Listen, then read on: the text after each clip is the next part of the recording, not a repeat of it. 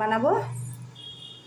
আলু ভেজে রেখে দিয়েছি, তেলে গরম তেজপাতা দিয়েছি, এখানে টমাটো, জিরা আর কাঁচা লঙ্কা বাটা, মশলাটা কষি, লবণ,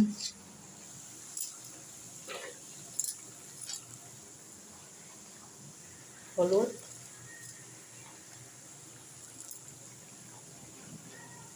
আর কাশ্মীরি লঙ্কা গুঁড়ো ভালো করে কষতে হবে। হয়ে গেছে, ভেজে রাখা আলুটা দিয়ে দিলাম।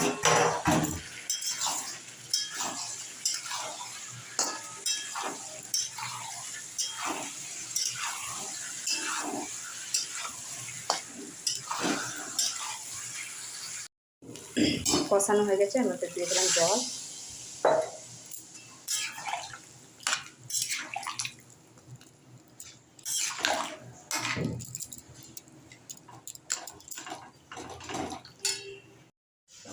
তাহলে হয়ে গেছে আলু দম। ভালো লেগে থাকে লাইক, কমেন্ট, সাবস্ক্রাইব এবং শেয়ার অবশ্যই করবেন।